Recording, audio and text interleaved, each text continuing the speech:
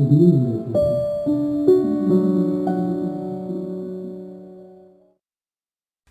everyone, I'm Metalinder, aka Big John, and welcome to part 3 of my That Dragon Cancer playthrough. I'm gonna be honest guys, that whole hallway with the cards thing was actually kind of difficult to get through. That was really sad.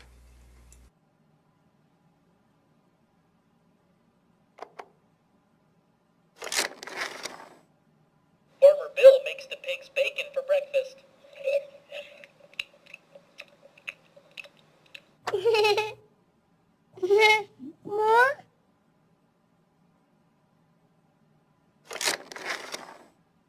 Farmer Bill plays fetch with the pigs.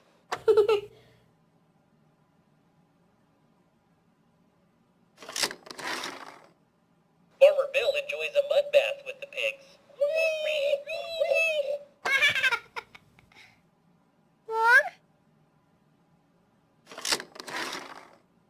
Farmer Bill scratches the pig's chinny chin chin.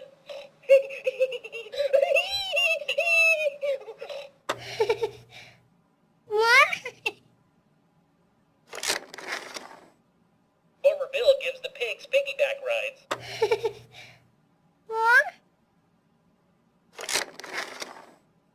Those mischievous pigs are napping on Farmer Bill's couch.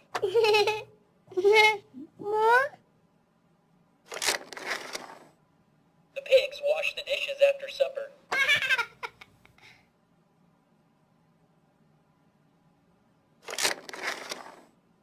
Farmer Bill separates the sheep from the goats. Sheep go to heaven. Goats go to town. I'm sorry, guys. It's not good.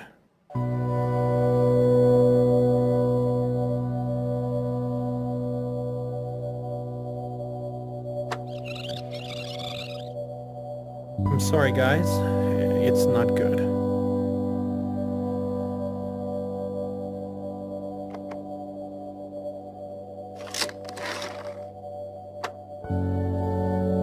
And there it is. They get it now. The MRI? They've always been... Sometimes I wish we could just leave them waiting a few more minutes, because once they get this news, their life never goes back to how it was before. Well, it's in the front. Those were their last normal minutes, Small at this point, but and they didn't even know it. isn't terribly important. I'm glad he's so good at this. He takes the losses so personally. Joel's looking good. He's been making progress, his weight is up. It's just hard to believe that we only made it halfway through chemotherapy. It was rough at first, but I really started to think that he was gonna make it. Any recurrence means the chemotherapy has failed. This is a tragedy.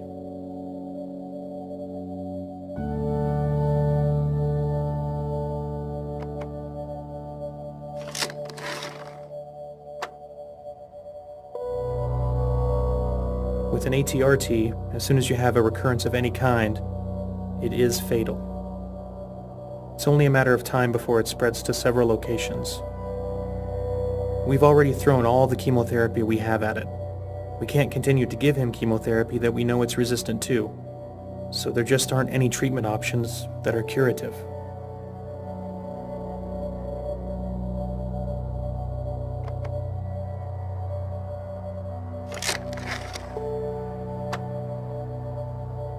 I guess I'm going to cry after all because they love us. And they love Joel, and we're very good at managing the pain and masking symptoms at the end of life.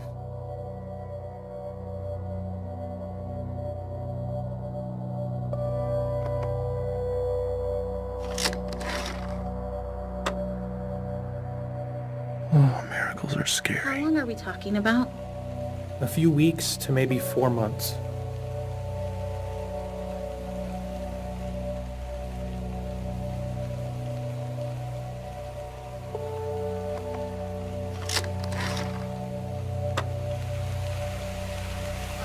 Science, it's simpler. Giving you a lot to think about all Miserable. day, but we're going to have A, to come back Monday and B, talk about and how subtract you C, and I get this result, and I can do something to control it. Or at least have the sense that I'm controlling it. But now all we have left is a miracle. And miracles are do a lumbar puncture. fickle. Talk to our radiation oncologist. They don't always come, and we don't always know why. What if Joel's miracle doesn't come? Well, the radiation can probably occur between I hope he lives. I've always hoped. But now I can't do anything but hope. Oh, radiation. At least we can do something. Hope doesn't require signing papers or driving to hospitals or holding Joel in my lap. Hope is for something someone else has to do for us. And when doctors can't, well, invisible Jesus must. We're so sorry.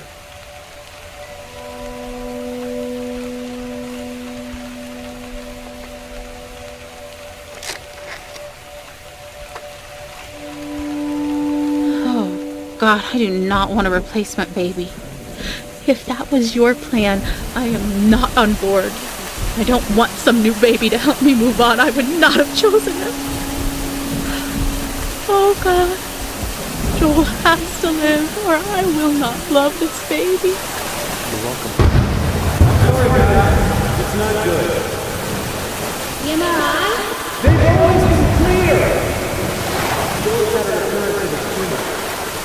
Where is it? How big is it? Well, it's in the frontal cortex, and it's quite small at this point. But unfortunately, the size isn't terribly important. Any recurrence needs the chemotherapy is failed. This is a transfer. With an ATRT, as soon as you have a recurrence of any kind, it's only a matter of time before it spreads to several locations. We've already thrown all the chemotherapy we have at it. We can't continue to give them chemotherapy when we know it's resistant. But there just aren't any treatment options that are curative. We're very good at the end of life care. We're very good at managing pain and masking symptoms at the end of life. How long are we talking about?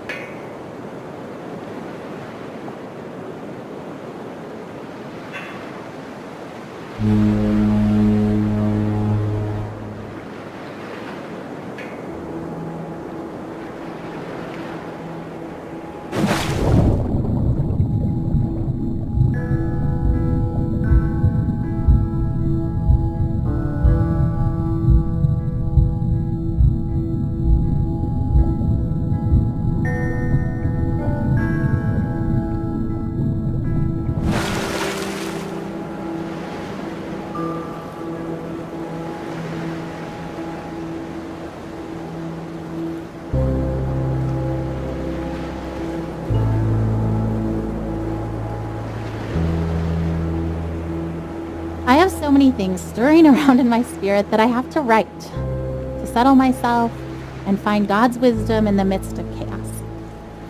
I'm scared I won't be strong enough to face the things we might have to face in the coming weeks and months.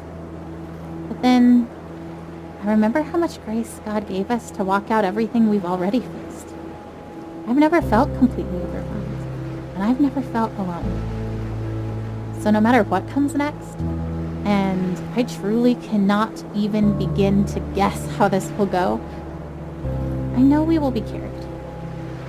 I want to shout out, look what God is about to do. Watch how he delivers Joel. And at the same time, I want to roll up in a silent ball and wait it out with fear and trembling, so aware of all my doubt, but yet convinced that my doubt is insignificant compared to God's faithfulness.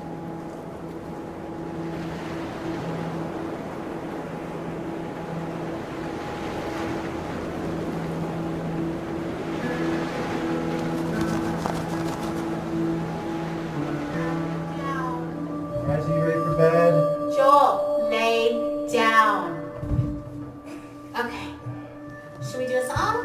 Sure. Okay, big boys, why don't you come in here and we'll sing the littles a lullaby. I'm tired. I know, it's bedtime. Ugh, okay. Oh, Elijah, lay down. Babe, did you even check in his mouth? Who's Joel? No. Joel has chicken stuffed in his cheeks from dinner. Get it out, that is so disgusting. Been in there for the last 2 hours. Okay, hold on, I'm trying. Joel, ouch! Stop! Did he just bite you? Yeah, I think he like just put too much in his mouth so he can't swallow. He was just saving it for later, babe. Like he needed a midnight snack. Hey, the little chipmunk. Oh my goodness. Okay. A big version of a little chipmunk. Do you guys remember when he couldn't even eat any solids and because he couldn't swallow? Do you remember that from the surgery? How it hurt his ability to swallow, so we had to give him bottles? Yeah, I remember the one time we had pizza, so he chewed it all up and then spat it out everywhere. So gross. It was. I remember that. That was so gross, but he just wanted to try.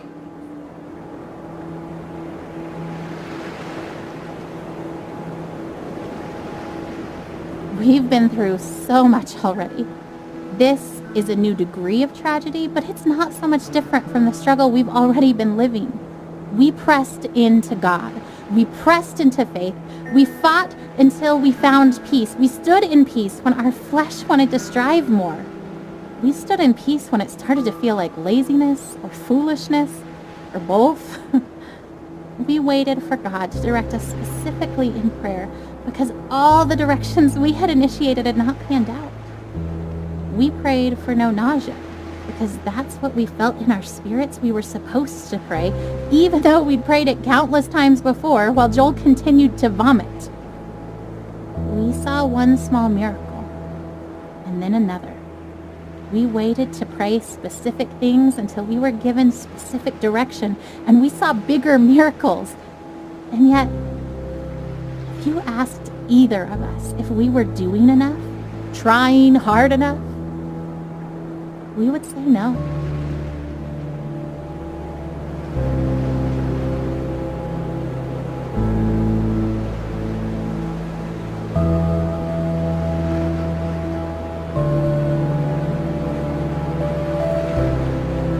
Dear Eli, I feel nothing but pride for the way you battled cancer. I remember the way you learned to ride your tricycle down the hospital hallway instead of down the sidewalk like other 3-year-olds. It was hard for me to pray to God, "Thy will be done," when I really just wanted so desperately for him to heal you. In the 4.5 years that you dealt with harsh treatments, only once did you ask why God let you get cancer. I hope he has been able to explain the why to you, as I have always believed that he knew how strong you were and wanted to use you in your situation to positively impact so many lives. I remember how you never let me go to bed without telling me that you loved me and how those were your very last words to me. You taught me what was truly important in life, son. Still now, years after you left Earth, people are impacted by your life and the lessons you taught us. Thousands of people from around the world read your blog and still feel such a strong connection to you, even though they never met you in person.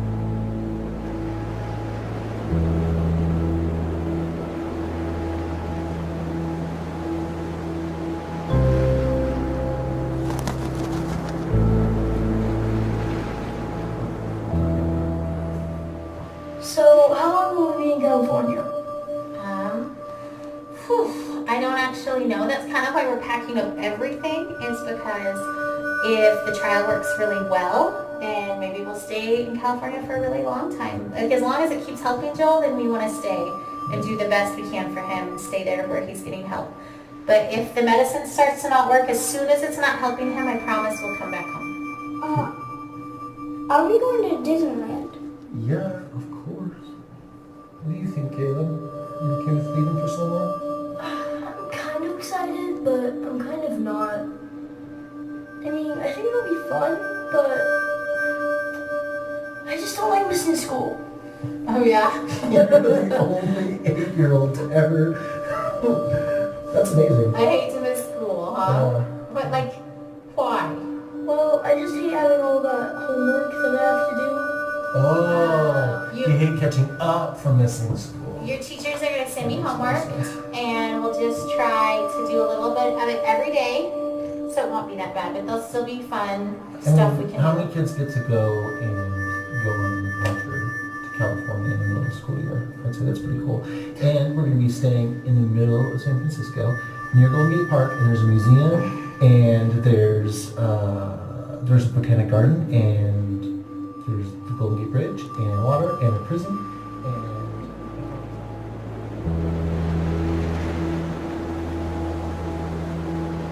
You would be happy to know that we continue to sell the Beat Cancer t-shirts that you love so much. We're still using them to raise awareness and funds for childhood cancer research and family and patient support programs. When you passed away, my greatest fear was that you would be forgotten. So many people still talk about you and how you changed their lives. That is such a precious gift to me as your father. Eli, you truly impacted more lives in your almost 8 years on Earth than many people do in a lifetime. I love you, buddy, and I can't wait to see you again. Love, Dad.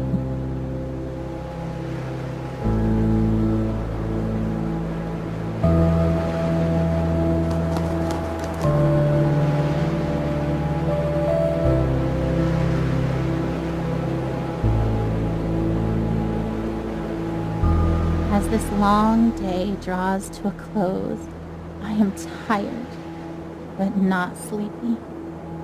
My face is puffy from crying. I have a dry throat and dry hands, a slight headache, and a desire to write down absolutely everything. I want to describe the feeling of being entirely empty and entirely resolute. I want to explore how I can be deeply sad and incredibly hopeful at the same time. I want to talk about holding Joel's hand, walking down the hall wanting to soak in the moment, to memorize the feeling of having his hand and mine, to let it matter. And then hating that my thoughts swing to, because what if I can't hold his hand one day? And hating that thought, wishing I could just appreciate each second of Joel without that appreciation spilling into the pre-morning I refuse to do because I believe he will live.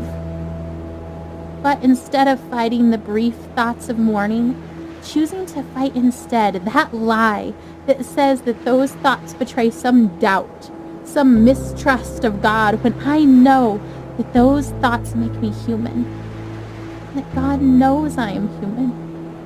He doesn't make Joel's victory dependent on me never feeling unsure.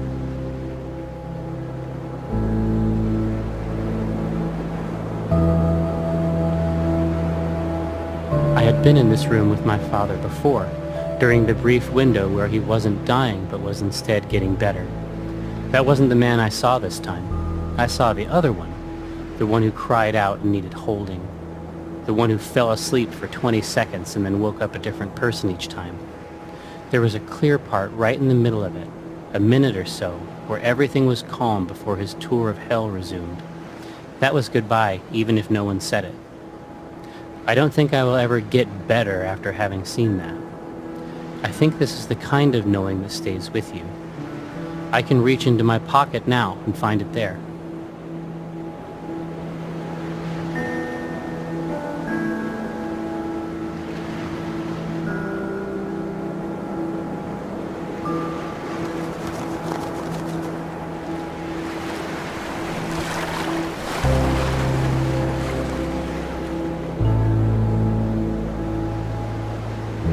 The ravenous reverie of waking is but a distant memory. Or was it a dream? I can't remember the last time I woke up hungry. Not so long ago, carefree, welcoming the challenge of yoga on paddleboards, springing through the rain and over puddles at the reservoir track.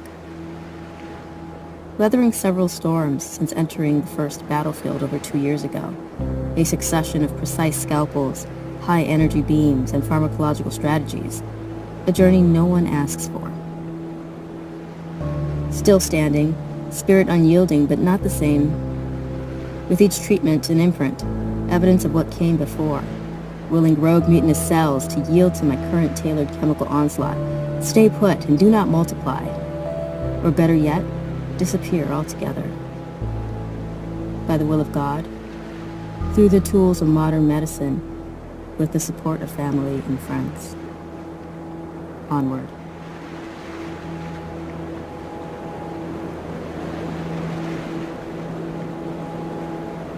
I am at Seattle Children's Hospital, and nobody wants to be here. Even as an internationally recognized temple of healing, every inch of it is terror. Every cubic inch of every room that is not occupied by terrified children and terrified parents is filled to its capacity with a terror wholly unique to that family, which no other person has any power to comprehend. There is art on the walls and rooms which is designed to evoke a jungle of some kind, and I resent it. Every giraffe is my sworn enemy.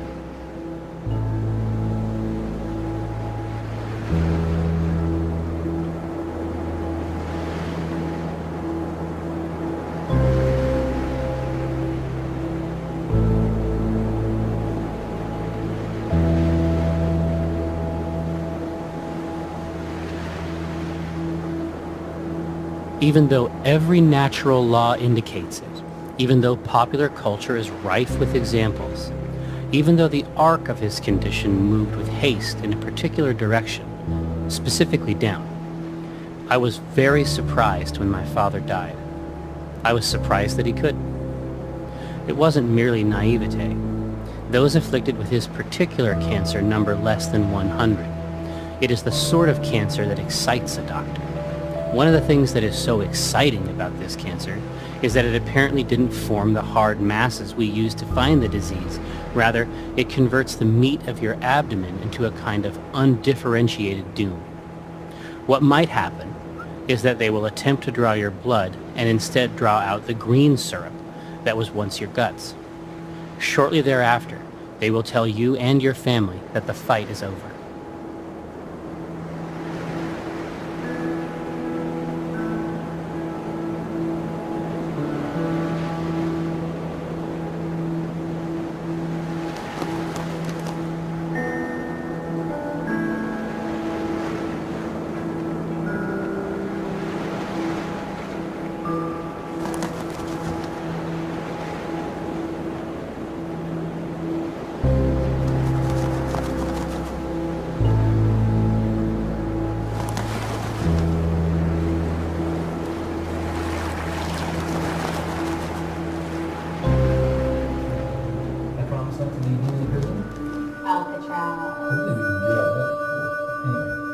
So we're gonna have lots of fun, and we're gonna spend lots of time as a family together, and lots of time with Joel too.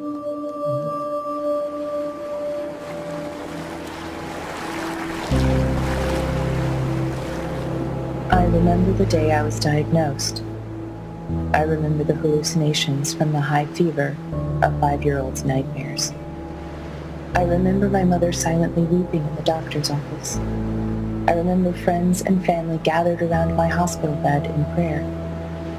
I remember the 2-hour ambulance ride to St. Jude where they could better care for me. I remember the 2.5 years of weekly chemo treatments, the numerous lumbar punctures and bone marrow aspirates. I remember Doctors Bell, Dahl, and Kalwinsky, nurses Jean, Judy, and Dale, Miss Chris in social work, Darlene in travel, all part of the team that cared for me. I am a walking memorial to their successes. I remember the other patients I'd see each time I went to the hospital for chemo. I remember when some stopped coming. I knew what that meant. I remember the years of summer camp for children with cancer, children like me. I remember their laughter and the midnight talks of fears and joys, normal kid stuff. Some less so. I remember when some stopped coming. I knew what that meant. But I remember them. I am, and other survivors are, memorials to those who lost their fights.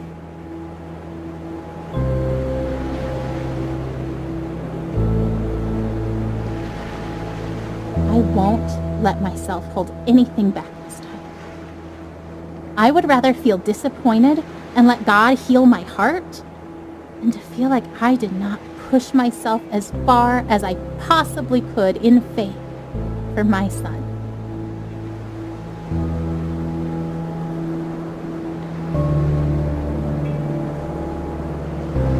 It was easier to believe that God would win this battle for Joel when the dragon Joel was facing was blurry, seen from a great distance up on a hill very far away. Now the dragon Joel is facing is close enough for us to begin to see every scale and scar. We can feel its breath. If we were confident before because we weren't quite sure what we were facing, then our confidence was misplaced. When the dragon becomes more real, then our God must become even bigger, even more real to us. Our faith must grow to match our circumstances. We must not, no matter how tempting, try to shrink our circumstances to match our perception of God.